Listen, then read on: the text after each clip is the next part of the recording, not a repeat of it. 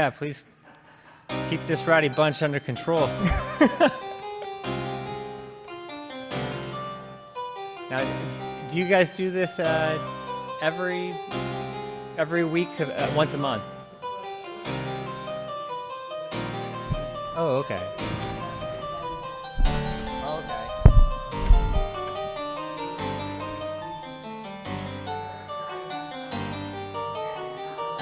Yeah. Okay. And what's this one called? This stuff. No. Okay. Tonight's meeting is of the Nonprofit Organizations Subcommittee to present two organizations, the Red Cross and St. Michael's School. Roll call, Mr. Clerk. Counsel Getchia. Here. Counsel Mercia. Yeah. Counsel Robinson. Counsel Noon. Yeah. 3 present. We will first hear from the Red Cross. Take it away, Mr. Lopez. It's on you. So hopefully your PowerPoint gets moving for you. Great. I was told to let them know that I'm about to enter my PowerPoint. So Okay. So Mr. the Lopez cue. is ready to do his PowerPoint. LTC should be able to put it up in a couple of minutes for you. There All you right, go. well, I'll begin by introducing myself. Know that we're acquainted, but my name's Kyle McWilliam Lopez, and I have the privilege of serving as the executive director for the Northeastern chapter of the American Red Cross of Massachusetts. Really grateful for this opportunity to share some information about our mission, our programs and services, as well as to highlight an important event that we have upcoming this month. And hopefully, if there's time, I'd love to engage in a little bit of dialogue, if that's okay. All right. So first and foremost, our mission at the American Red Cross is to prevent and alleviate human suffering in the face of emergencies. And the way we do that is through the power of volunteers. In fact, 90% of our workforce is made up of volunteers. And so I wanted to begin by really stressing the importance of volunteerism and why it matters. The two first bullets there, have a lot to do with the personal benefits of volunteering, Better health, better you. We know that when you give, can reduce your stress. When you dedicate your life to and you give to something bigger than yourself, it can also help you grow personally, professionally. And then the second 2 bullet points are really about the impact and the way that an individual's contribution affects the larger community. So I say that not only because we at the American Red Cross rely on volunteers, and it's so important to what we do, but also in recognition of the important role civic-minded people can play in society at large. So I really wanted to highlight that and invite those who may be listening this evening, as well as those who are here in this room with me, to come out to this event that we're hosting at UMass Lowell on Tuesday, May 20th from 5:30 to 7 p.m. This is what we're calling the Greater Lowell Volunteer Initiative. We want to, at this event, continue to educate people about the different volunteer opportunities, the positions and ways that people here in the Greater Lowell area can get involved. And at that event, you'll hear from some of our volunteers directly, hear about their experience with the organization, and be able to have some conversations and get involved that evening. Start your volunteer journey with the Red Cross, if you wish, starting on Tuesday, May 20th. So scan that QR code right there, RSVP for the event. That'd be great. And I'll be revisiting that at the end of the presentation, because we know that sometimes you've got to repeat the message, right? Get it out there. So I want to go into an overview of the organization. This is how we're organized across the state. Here in Massachusetts, we have 4 chapters. You can see there we've got the Central Western chapter, a Southeastern chapter, a Greater Boston chapter, and we're here in the Northeastern chapter. So that's really the territory in sort of a light orange color. Is that what color that is? And the city of Lowell is a priority community for us. And so a big part of the reason why I'm here tonight and why I'm so excited to talk to you all. So we have 5 lines of service here at the American Red Cross: disaster, blood services, training services, international services, and services to the armed forces. I'm going to spend the majority of this evening talking about our disaster work. But of course, I'm happy to answer questions about the other important work that we do in the other lines of service if you all have them at the end of the presentation. So we at the Red Cross call it disaster cycle services because we have programs and services around the full cycle of what we call the disaster cycle, right? So there's always preparedness work happening, response work, and recovery. And I'm going to begin by talking about our response programming, response and recovery. You can see the main programs and services listed there for you. There's the disaster action team, mass care. We have mental health volunteers, spiritual care, disaster casework. They do incredible work in the recovery process as well. We respond to mass casualty incidents and NTSB transportation incidents. Get a little bit more into that in a moment. And then the second half of the presentation is all about our preparedness programming. So you can see on the slides there the different programs. I'll do a deeper dive as we get into it. Just stress the final point there a little bit. I want to highlight that our disaster response planning, we're always planning with emergency managers, Massachusetts Emergency Management, FEMA, and local nonprofits. I know that one of my board members met with the Greater Lowell Nonprofit Alliance just last week, and so we are constantly making an effort to be in good conversation and relationship with local organizations here in Lowell. And that's a big thing that we want to continue to do to build those relationships. So important when it comes to community resilience. So just to put all of our disaster work in context, right now it's right there, the global climate is changing, and at the American Red Cross, we really are on the front lines of this crisis.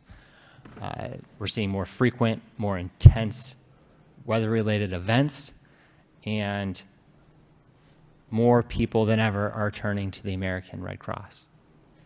I think I mentioned this last time I spoke before the council. We're responding to twice as many major disasters as we were just 10 years ago.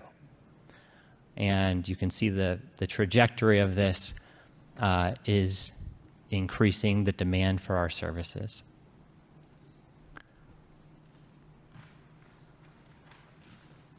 This slide shows you just this last year, the billion-dollar disasters that happened across the country. Of course, we're familiar with the big ones.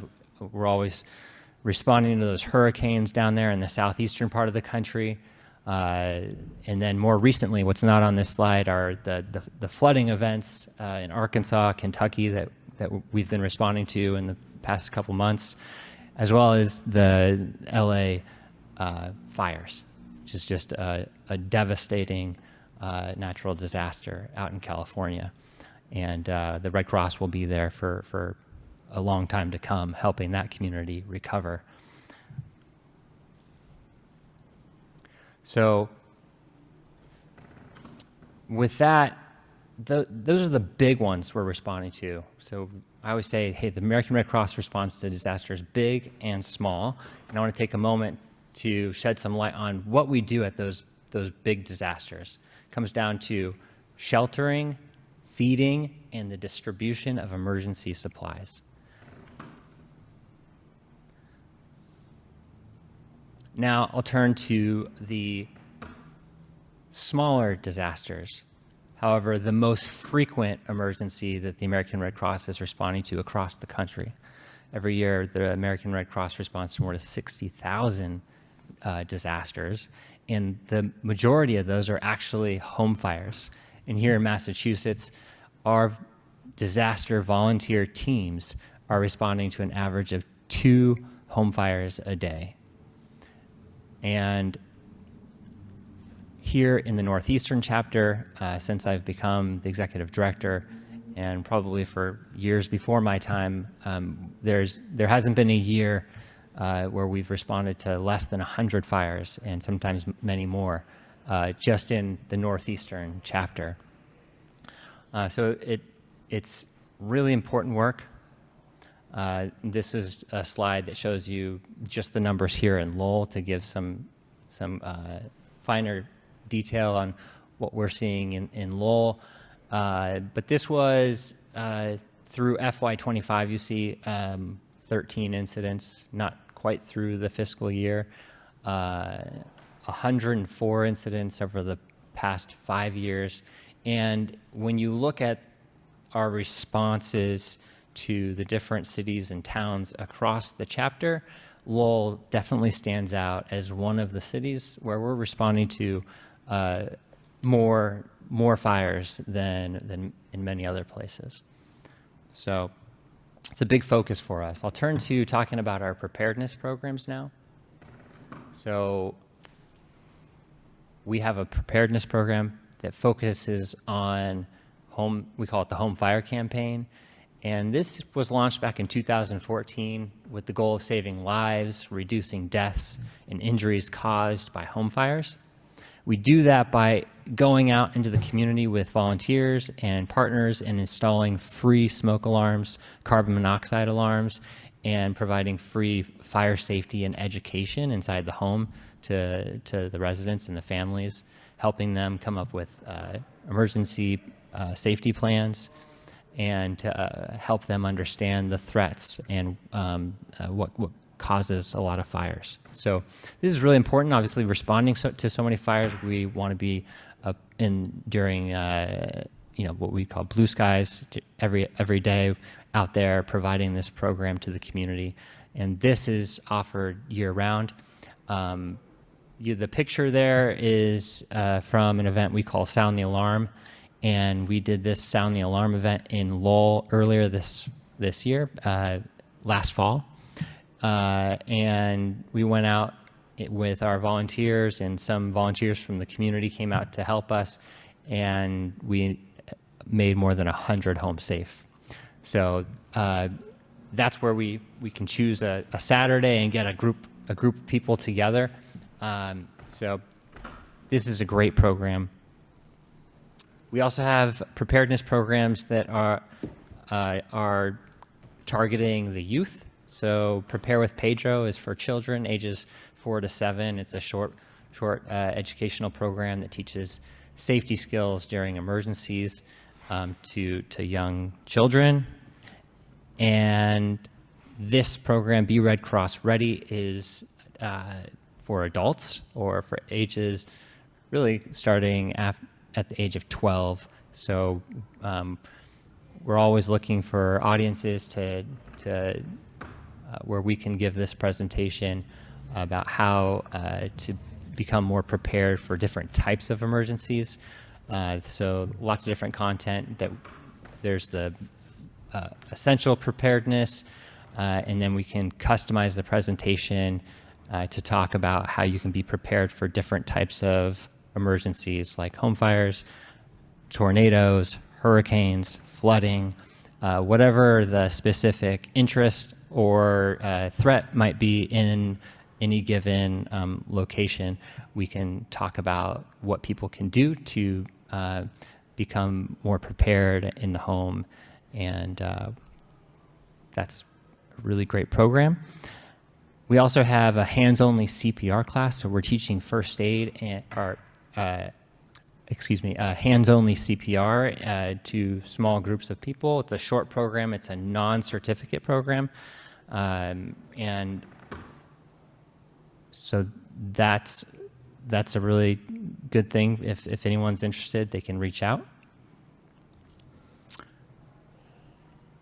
Ready Rating is a program, an emergency preparedness program that is for businesses. This is one that I'm really excited to talk about tonight. I think it's one that we need to shed more light on. The majority of organizations we know are not prepared for emergencies, so this is something for small to medium-sized businesses and organizations. So 40% of businesses following a major disaster event fail. And we estimate that only 62% of small and medium-sized businesses have emergency plans in place. Houses of worship are vulnerable to disasters, yet often lack comprehensive emergency plans. And finally, nonprofit organizations are vulnerable to disasters and face unique challenges. So what's the solution? We offer Ready Rating, which is a free membership program. It's accessible online, and it's easy and you do an easy self-paced assessment, and then you're given the tools to create an emergency plan for your business. It's helps you fulfill OSHA standards, and you can build your preparedness team within your organization.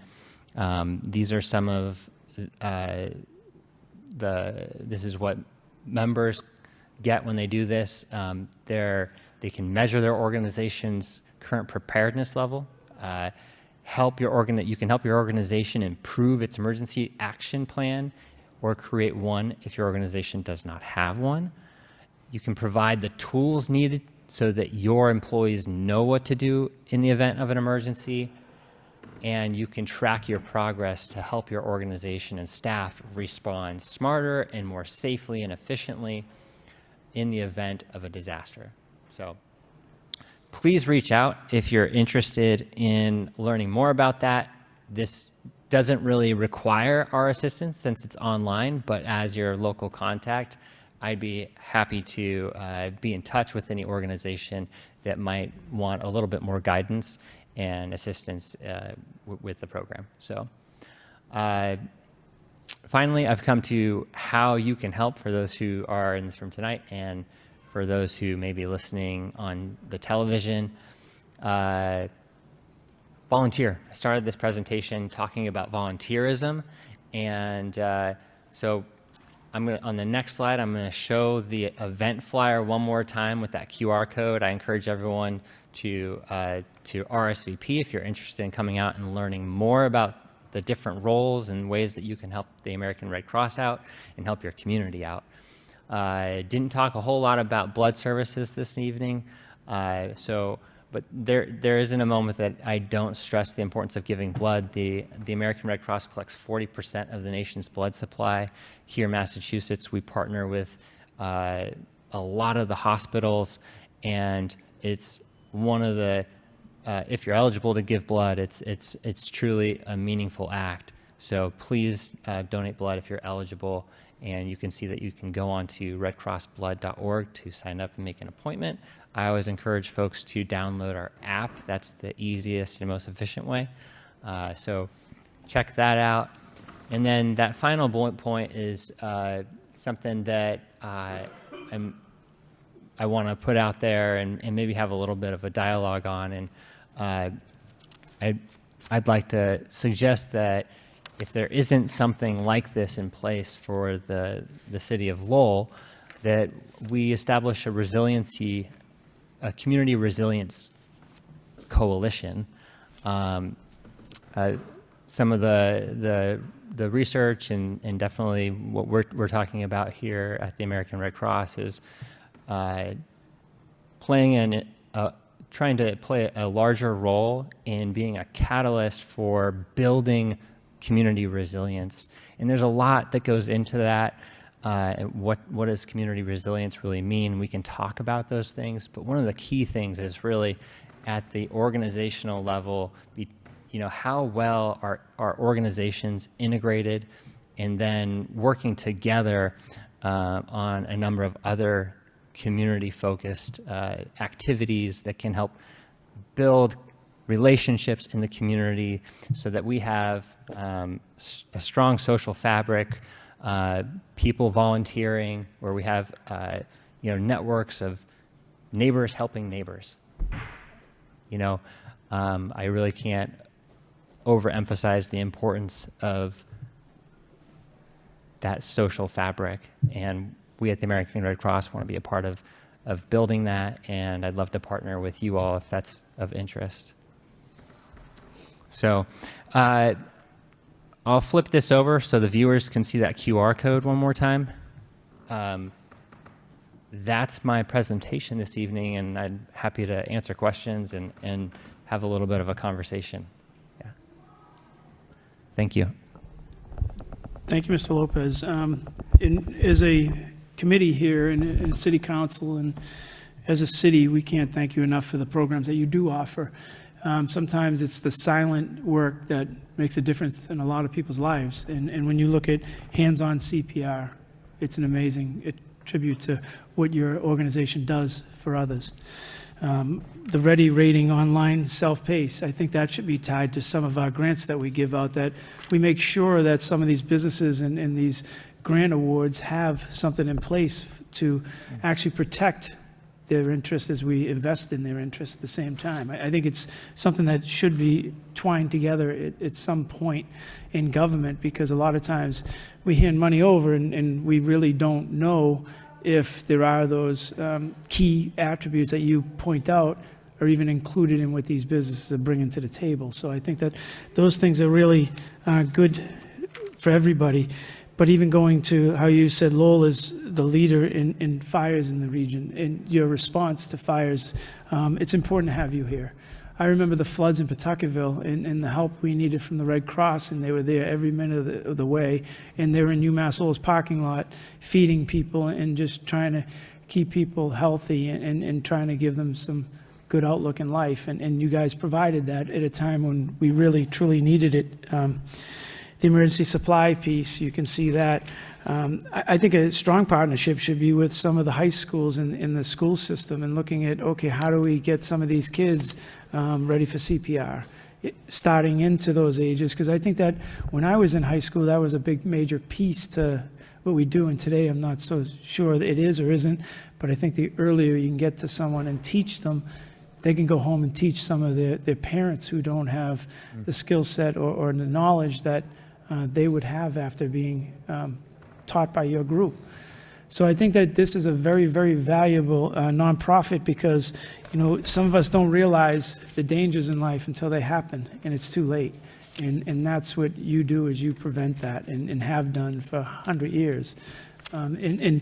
I'll open it up to my colleagues. I just would say thank you, and hopefully your event next Tuesday, May 20th at UMass Lowell's Crossings Building, which is the old St. Joe's building at 220 Pawtucket Street, is successful. But if you want to highlight exactly what the event is about, are we giving blood, or what's taking place there? At the event, we will be talking about the various volunteer opportunities at the Red Cross. So we like to say there's something for everyone. We'll definitely be highlighting a few of our most in-demand positions. Or another way to put that is the positions that we need the most help with. And starting with sheltering volunteers in the case of a sheltering event like a flood or whatever it might be.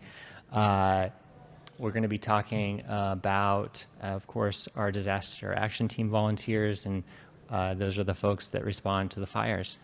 And then again, all those preparedness programs are delivered by volunteers. So we'll be talking about how folks who might have an interest in being an instructor, in teaching a hands-only CPR class could get involved, or teaching emergency preparedness to children.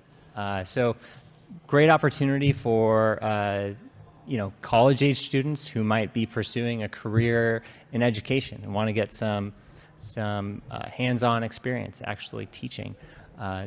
Just a thought. Yeah. As we start into the process, the senior center would be a great place for you to go to and speak to, and you may have already been there, but Councilor Mercier and I are part of a subcommittee that goes down to the senior center, and you get some of the longest serving and best volunteers out of there. And they're the ones who actually bring a lot to our community that people can't see from the backside, whether they bring it to their grandchildren or to their regular families, or they bring it into a lot of the places that they do volunteer, because there's a lot of volunteers that are in there that do the hard work that a lot of us don't see. And I think that might be something that you may be interested in, is reaching out to them. But certainly, I also believe if the subcommittee is willing, we can put a motion together requesting the city manager reach out to the Red Cross and to establish a resiliency coalition if there isn't one in place. Yep, second on that. Seconded by Councilor Excellent. Mercier. So Thank you all for those your in support on favor? So it's unanimous. So we will bring that back in the form of a suggested motion from this council, if there isn't one in place already, so that we can try to get both bodies talking together and try it. Because I think it's important, and I'll open up the floor to my colleagues. Councilor Mercier. Thank you very much, Mr. Chairman. Through you to Kyle, thank you so much for gracing our chamber by your presence and your information regarding a wonderful organization, the Red Cross. My feelings of that Red Cross and my introduction to it was at a very young age when I lived in the Franco-American Little Canada section of the city, and the house across the street was on fire, actually burnt to the ground and displaced a triple-decker block. But I remember this van with a Red Cross giving food and shelter and everything to the people that were affected. And I thought to myself, wow, this is amazing. So my memories of the Red Cross go back all them years. And I had a husband that was a stickler for giving blood. Once a year, he always gave blood, and he instilled that in me until I got to a certain age, and my body said, no, you're not. You're not going to fill that bag with blood. You're going to keep it for yourself. But anyway, Yeah. So thank you very much for all that you do. Thanks for the information. I'm going on City Life tomorrow morning, and I'll bring your message forward again, so that'll be great. So thank you so much. I wish you the best of luck. Thank you for sharing that information. Do you have a phone number, where people can call you, or a link, like an email account? Or Yeah, so right here, I'll put it up on the slide deck. That's my email address. And I can share my work cell phone number with you as well. It's area code 617 yeah, 467 8859. Say that one more time, 617 467 8859. Thank you so much for your personal testimony or comments about your... because I feel it. I know what you do, and it's wonderful. At a time of need, when people need help the most, you're there. And you're not just in Lowell, you're all over the Northeast, and we're very, very proud. You go to disasters and floodings. Who does that? That's amazing. So thank you for all that you do and the people that help you. Thank you. Incredible volunteers, really. So thank you for your ideas and for seconding and passing this motion. I may be running out of time. Okay, so thank you. Councilor Robinson will have the last word, unless we'll let somebody from the audience speak first. So Sandy? Sandy, if you would like to speak, and then we'll go right to, because I have to get to St. Mike's. Hi, my name is Sandra McNamara, President of Centerville Community Coalition, and everybody here should remember the flood that we had in Pawtuckaville. I worked at 24/7. They did as well. with food, meals, you name it, blankets, whatever. Household goods you even did. I just can't say enough of how much help they was to the workers as well as the residents in that area. Thank you. Thank you, Ms. McNamara. Councilor Robinson. Thank you. I'd like to apologize for running a little late. I thank the Red Cross. Obviously, it's ground zero when a disaster strikes in the community.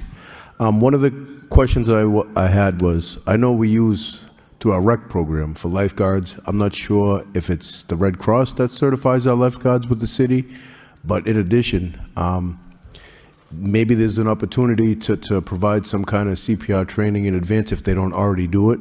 Yep. With our rec department, summer counselors and some of the 16-plus-year-olds that are doing Yeah. summer camps.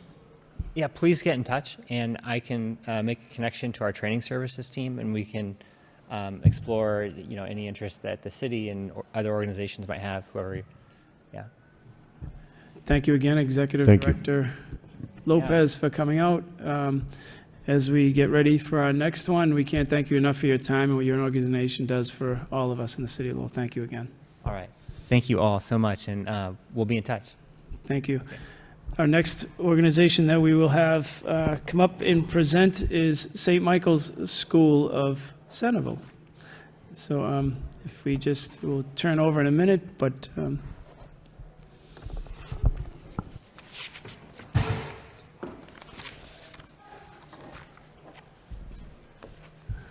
Gabrielle, the floor is all yours. Thank you so much. Thank you so much for this opportunity. So I'm Gabby Twelvehoven. I'm the principal at St. Michael's School in Centralville. We've been there for a very long time, over 100 years, and really have been a big part of the Centralville community.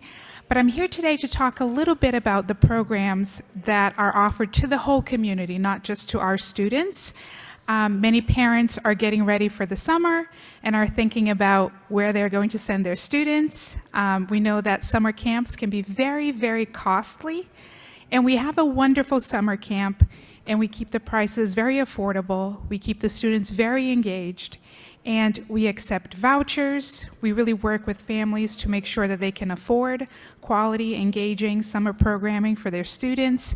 And it's something that's not really well known by the community, that you don't have to be a student at St. Michael's School in order to take part in the summer programming.